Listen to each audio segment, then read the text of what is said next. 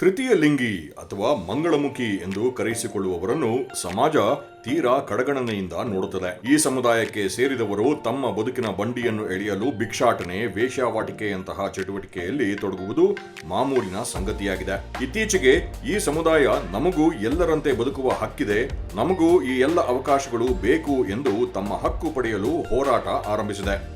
ಇದರ ನಡುವೆ ಸರ್ಕಾರಗಳು ಕೂಡ ಇವರ ಬೇಡಿಕೆಗೆ ಸ್ಪಂದಿಸುತ್ತಿದ್ದು, ಮತದಾರರ ಗುರುತಿನ ಚೀಟಿ ಸೇರಿದಂತೆ ಎಲ್ಲಾ ಅಗತ್ಯ ಸೌಲಭ್ಯಗಳನ್ನು ಕಲ್ಪಿಸುವ ಮೂಲಕ ಸಮಾಜದ ಮುಖ್ಯವಾಹಿನಿಯಲ್ಲಿ ಎಲ್ಲರಂತೆ ಬೆರೆಯುವ ಅವಕಾಶ ಕಲ್ಪಿಸುವ ನಿಟ್ಟಿನಲ್ಲಿ ಕೆಲವು ಯೋಜನೆಗಳನ್ನು ಪ್ರಕಟಿಸಿದೆ. ಇಂತಹ ಪ್ರಯತ್ನದ ಫಲವಾಗಿ ಅಲ್ಲೊಬ್ಬರು ಇಲ್ಲೊಬ್ಬರು ಎಂಬಂತೆ ಈ ಸಮುದಾಯಕ್ಕೆ ಸೇರಿದವರು ಕೆಲವು ಹುದ್ದೆಗಳನ್ನು ಅಲಂಕರಿಸುವ ಮೂಲಕ ಗಮನ ಸೆಳೆಯುತ್ತಿದ್ದಾರೆ. ಇದೀಗ ಮಂಗಳಮುಖಿಯೊಬ್ಬರು ರಾಜ್ಯದ ವಿಶ್ವವಿದ್ಯಾಲಯವೊಂದರ ಅರೆಕಾಲಿಕ ಪ್ರಾಧ್ಯಾಪಕಿಯಾಗಿ ನೇಮಕಗೊಳ್ಳುವ ಮೂಲಕ ಹೊಸ ಬದುಕು ಆರಂಭಿಸಿದ್ದಾರೆ.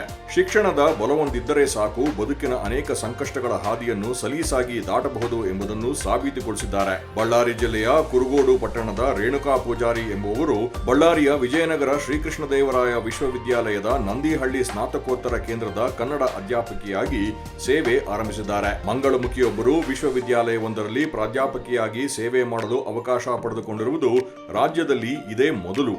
ಶಿಕ್ಷಕರಾಗಿ ವಿವಿಧ ಶಾಲೆಯಲ್ಲಿ 3 ಮಂಗಳಮುಖಿಯರು ರಾಜ್ಯದ ವಿವಿಧೆಡೆ ಸೇವೆ ಸಲ್ಲಿಸುತ್ತಿದ್ದಾರಾದರೂ ಉನ್ನತ ಶಿಕ್ಷಣ ಪಡೆದು ಪ್ರಾಧ್ಯಾಪಕಿಯಾಗಿದ್ದು ಇದೇ ಪ್ರಥಮ ಎನ್ನಲಾಗಿದೆ.